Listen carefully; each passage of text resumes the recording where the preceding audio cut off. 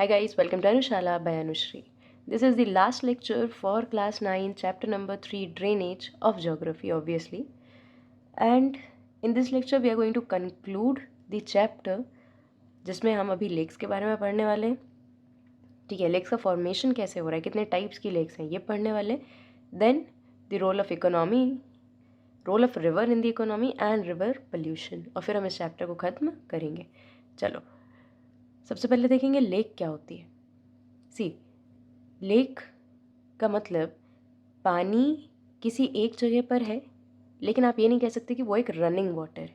वो मूव कर सकता है, लेकिन रिवर के जैसे रनिंग वाटर नहीं है. ठीक है. अब लेक्स का बहुत ज़्यादा यूज़ है. कैसे?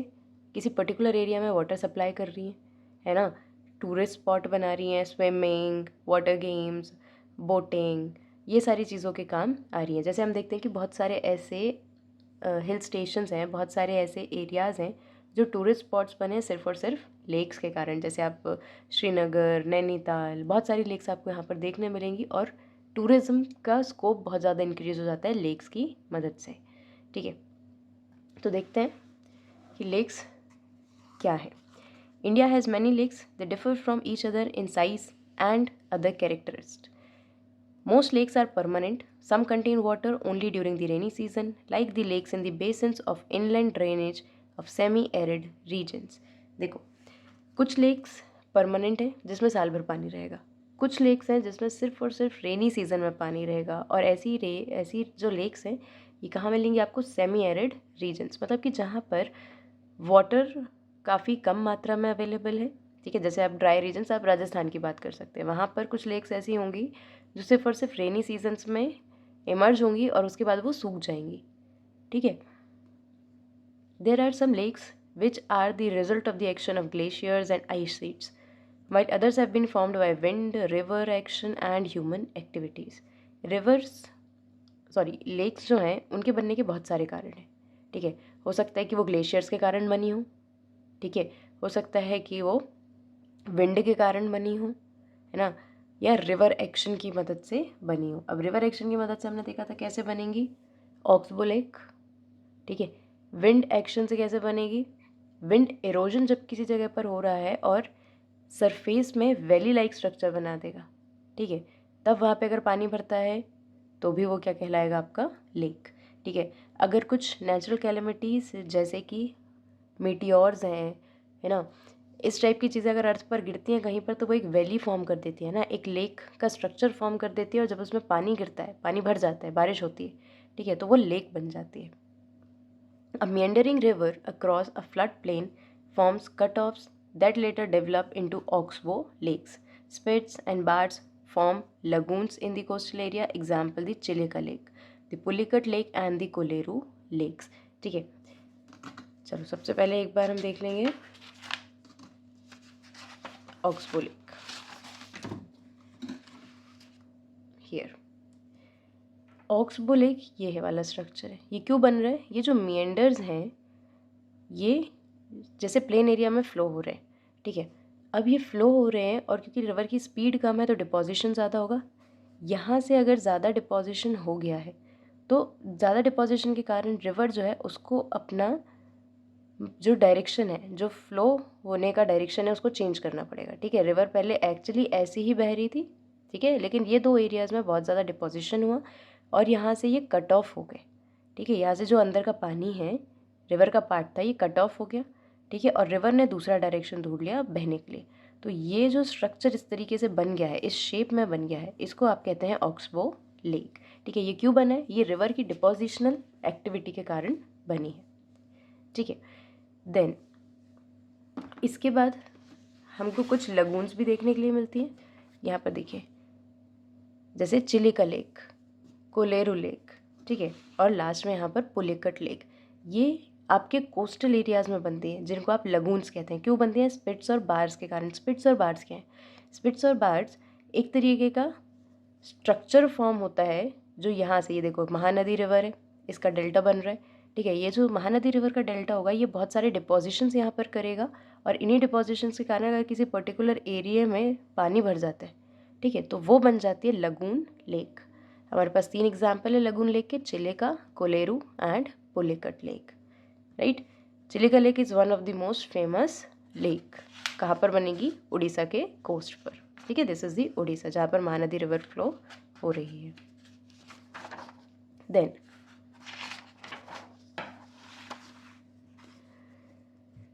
Lakes in the region of inland drainage are sometimes seasonal. Inland मतलब जैसे हमने पुलिकट लेक देखी, वो एक कोस्टल रीजन पे। इनलैंड मतलब जो लैंड बाउंडेड एरिया है उसके बीच में कहीं पर लेक बन रही है, तो वो सीजनल होगी। क्यों? क्योंकि उसका वाटर सोर्स क्या है? सिर्फ और सिर्फ rainfall. For example Sambhar lake in Rajasthan which is a salt water lake. Sambhar lake के बारे में आप सबने सुना होगा। It is located in Rajasthan and it is the salt water lake. मतलब इसका जो पानी है उसमें सॉल्ट क्वांटिटी ज़्यादा है, खारा पानी है यहाँ का, ठीक है। It's water is use for producing salt, that's why इसके पानी को यूज़ किया जाता है सॉल्ट को प्रोड्यूस करने के लिए। आप सॉल्ट प्रोड्यूस कैसे करते हैं ये भी मैं आपको बता देती हूँ, ठीक है। एवेपोरेशन मेथड की मदद से सॉल्ट को प्रोड्यूस किया जाता है। सी वाटर या इस तरीके की सॉल्ट वाटर लेक से पानी लिया जाता है, ठीक है।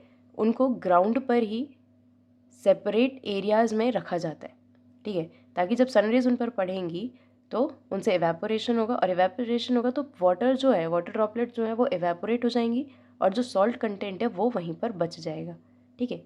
तो मतलब सॉल्टी वाटर से हम सॉल्ट और वाटर दोनों को एक्चुअली सेपरेट कर रहे हैं through the method of evaporation. तो इस तरीके से आपका सॉल्ट प्रोड्यूस हो जाता है। Most of the fresh water lakes are in the Himalayan region. देखो जितनी भी फ्रेश वाटर लेक्स हैं, मतलब इनका पानी कैसा है? फ्रेश है, थोड़ा सा रनी वाटर होगा, तो इसको आप ड्रिंकिंग पर्पस के लिए या दूसरे अपने हाउस होल्ड पर्पस के लिए यूज़ कर सकते हैं। लेकिन सॉल्ट वाटर लेक को आप ड्रिंकिंग पर्पस के लिए या बाकी पर्पसेस के लिए यूज़ नहीं कर पाएंगे because of the salt content in it, ठीक है।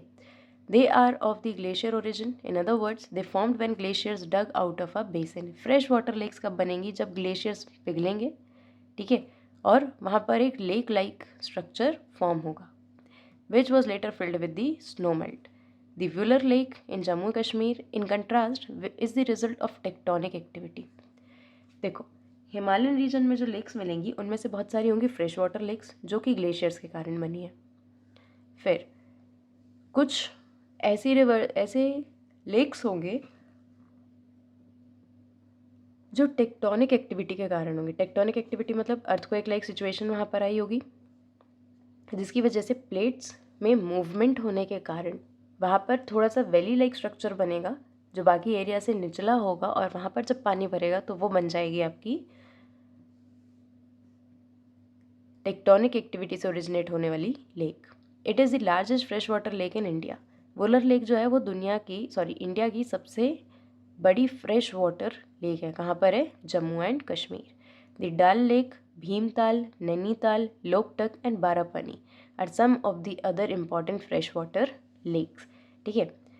अब अगर आपसे एग्ज़ाम में ये क्वेश्चन पूछा जाता है या जनरली भी अगर आपसे क्वेश्चन पूछा जाता है कि हमें इतनी सारी फ्रेश वाटर लेक्स सारी की सारी हिमालयाज़ के नीचे ही क्यों मिल रही है, तो उसका कारण यही है कि यहाँ पर ग्लेशियर्स जो हैं, ठीक है, ग्लेशियर्स में भी वो पानी है जिसको आप यूज़ कर सकते हैं, ठीक है। फ्रेश वाटर जो है वो ग्लेशियर्स के फॉर्म में भी है, जब वो मेल्ट होंगे तो उनसे भरा हुआ पानी भी फ्रेश वाटर ही होगा, राइट।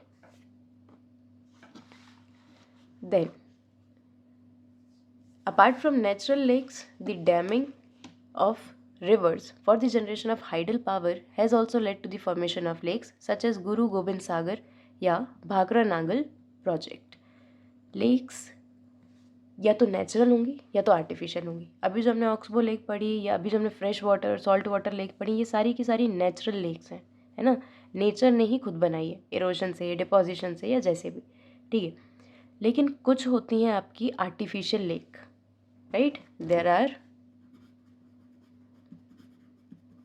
सम आर्टिफिशियल लेक्स ऑल्सो, जो किसने बनाई है? ह्यूमन ने बनाई है। हम जनरली लेक्स क्यों बनाते हैं, ह्यूमन जनरली लेक्स क्यों बना रहे हैं?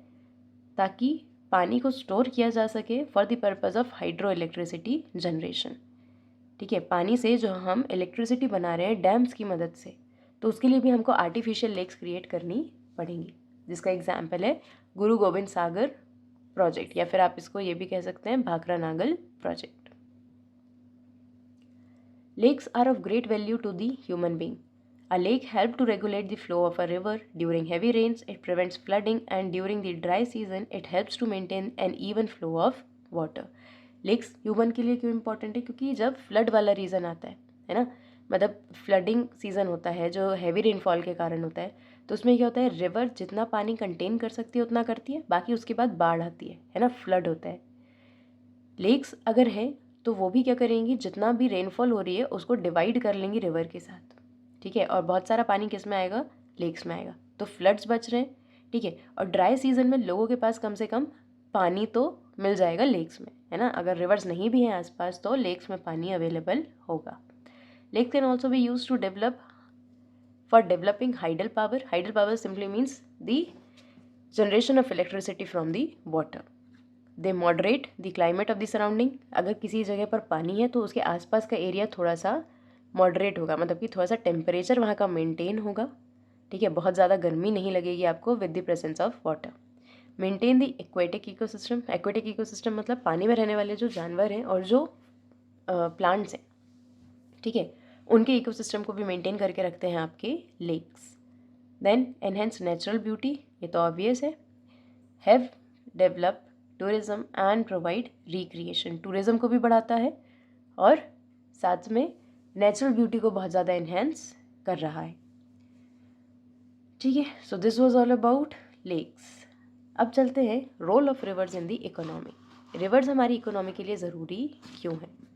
सबसे बड़ी बात, रिवर्स फ्रेश वाटर का सबसे बड़ा सोर्स होते हैं, ठीक है, लोगों को पानी उनसे मिल रहा है for the purpose of drinking, for the purpose of completing their essential needs, right? Then for the purpose of doing agriculture, for the purpose of doing industrial things, है ना, मैन्युफैक्चरिंग वगैरह करने में भी पानी लगता है जो रिवर से आता है। किसी भी कंट्री में अगर रिवर्स सफिशेंट अमाउंट में अवेलेबल है, उनमें पानी सफिशेंट अमाउंट में अवेलेबल है, तो कंट्री इकोनॉमिकली ग्रोथ जो होगी, उसकी कंट्री की जो इकोनॉमिक ग्रोथ होगी उसमें हिंड्रेंस नहीं आएगा, या फिर कम हिंड्रेंस आएगा, कम से कम पानी की अवेलेबिलिटी तो इंश्योर रहेगी, राइट। फिर नेविगेशन में भी मदद आता है, हाइड्रो पावर जनरेशन भी है, ये सारे हमारे स्पेशल पर्पस होते हैं लेक्स के। लेकिन बेसिक पर्पस क्या है कि लोगों की जो ड्रिंकिंग वाटर नीड है वो फुलफिल हो, एग्रीकल्चरल नीड फुलफिल हो, और इंडस्ट्रियल नीड्स जो है वो भी फुलफिल होनी चाहिए। Rivers have been of fundamental importance throughout the human history, है ना। हमने देखा हिस्ट्री में कि जितना भी ह्यूमन सेटलमेंट शुरू हुआ, सिविलाइजेशन जब भी शुरू हुए, वो रिवर्स के अराउंड ही शुरू हुए हैं ताकि वाटर अवेलेबिलिटी इंश्योर रह सके, इसलिए रिवर्स का ग्रेट इंपॉर्टेंस है। And even in the Indian culture we also worship the rivers. क्यों? उसके पीछे का कारण यही है कि रिवर्स जो हैं वो एक तरीके से हमारी लाइफ को सर्वाइव करने में हेल्प कर रही हैं। अगर रिवर्स नहीं होंगी या सारी रिवर्स ड्राई हो जाएंगी तो सिविलाइजेशन भी खत्म होने लगेगा। Water from river is a basic natural resource essential for various human needs. Therefore, river banks have attached settlers from the ancient times. Right? This is just I have explained it. These settlements have now become big cities. Make a list of cities in your state which are located on the bank of river. ये वाला जो activity है ये आपको आपके state river से aware कराएगा, ठीक है। Using reverse for irrigation. Irrigation मतलब जो एग्रीकल्चर में आप सिंचाई करते हैं उसको बोलते हैं इरीगेशन। नेविगेशन मतलब वाटरवेज के थ्रू जितना भी आप सामान को एक जगह से दूसरी जगह भेज पा रहे हैं या आप ह्यूमन का ट्रांसपोर्ट कर पा रहे हैं एक जगह से दूसरी जगह, उसको आप नेविगेशन बोलेंगे। Then hydro power generation, dams बनाकर आप पानी से इलेक्ट्रिसिटी बना पा रहे हैं, is of the special significance particularly to a country like India where agriculture is the major source of livelihood of the majority of its people. यहाँ पर रिवर्स की बहुत ज़्यादा इंपॉर्टेंस है क्योंकि ज़्यादातर हम क्या कर रहे हैं, agriculture, right. Now it's the turn off the last topic of the chapter, river pollution. चलो अब रिवर पोल्यूशन या पोल्यूशन जो है ये एक ऐसा टॉपिक है जो हम हमेशा से पढ़ते आ रहे हैं, है ना। बहुत ही बेसिक स्टैंडर्ड से आप पोल्यूशन को पढ़ते आ रहे हैं। बहुत तरीके का पोल्यूशन होता है, water pollution, air pollution, noise pollution, ठीक है, लैंड पोल्यूशन। यहाँ पर हम स्पेसिफिकली जो वाटर पोल्यूशन है वो रिवर्स को लेकर पढ़ेंगे। The growing domestic municipal industrial and agricultural demand for water from reverse naturally affects the quality of water. पानी की अवेलेबिलिटी हर जगह है ना। डोमेस्टिक मतलब आपके घरों में भी पानी की ज़रूरत है। म्यूनिसिपल मतलब कि एक पूरे सिटी को, एक पूरे रीजन को पानी भी पहुंचाना एक रिवर की जिम्मेदारी है ना। इंडस्ट्रियल नीड्स को भी पूरा करना है। बहुत सारी फैक्ट्रीज़ में, इंडस्ट्रीज़ में काफ़ी अमाउंट में पानी लगता है, ठीक है। एंड एग्रीकल्चरल डिमांड है ना, बिना पानी के एग्रीकल्चर इम्पॉसिबल है, और एग्रीकल्चर नहीं होगा तो फूड ग्रेन सप्लाई नहीं होगी, फूड ग्रेन सप्लाई नहीं होगी तो लोगों को खाने के लिए नहीं मिलेगा, और खाने के लिए नहीं मिलेगा तो अल्टीमेटली लोग जो अपनी लाइफ को प्रॉपरली जी पा रहे हैं वो नहीं जिएंगे, है ना। मतलब फूड सप्लाई कम होगी तो खाएंगे नहीं तो बीमारियां होंगी और डेथ का कारण बनेंगी।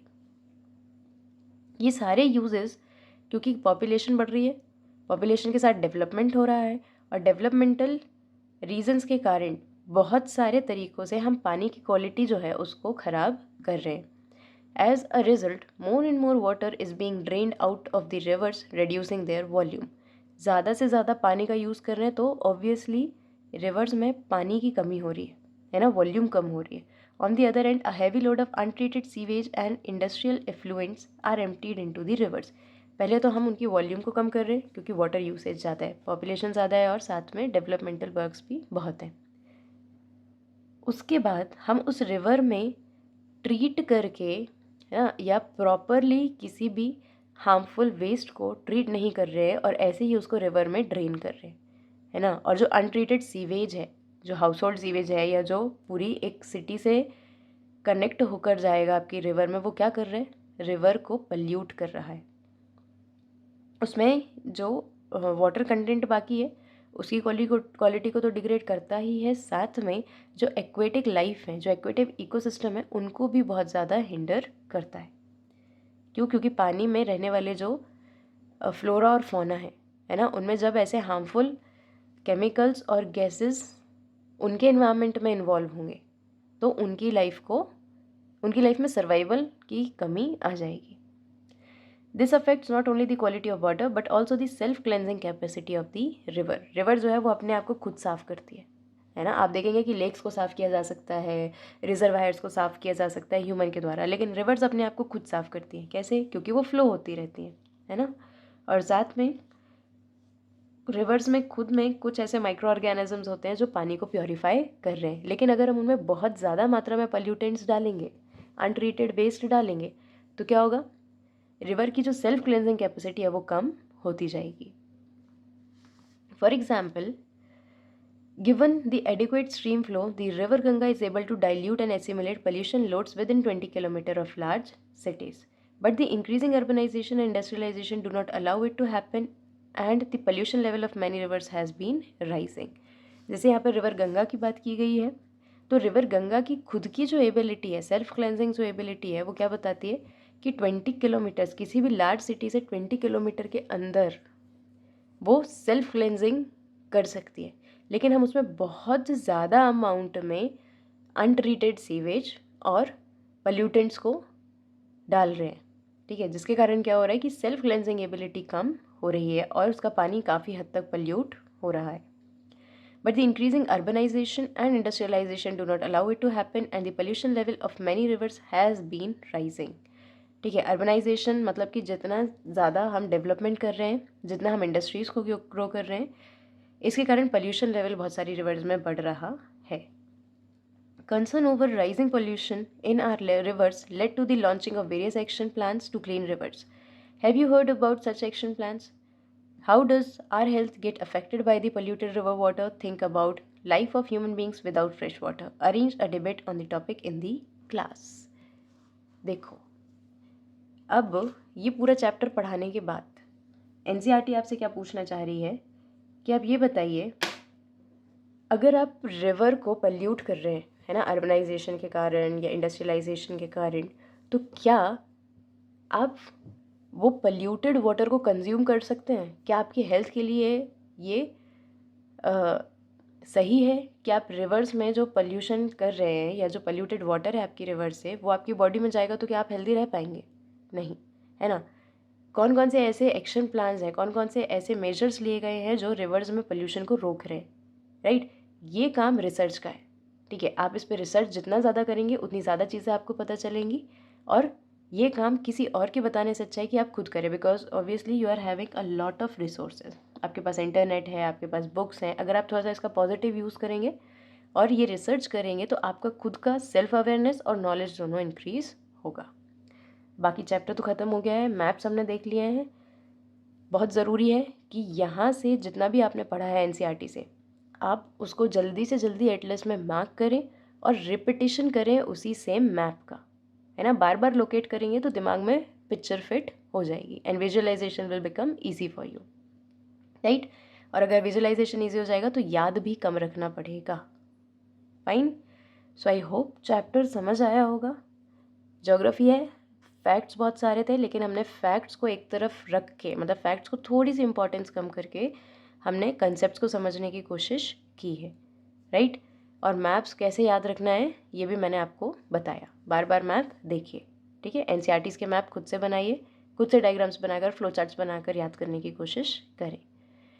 So I hope I made the topic clear to you, and if you have any doubt regarding whole of this chapter, सारे lectures मिलाकर आप देखें, अगर आपको कोई भी doubt है you can ask me in the comment section, and don't forget to like, comment, share and subscribe. Thank you.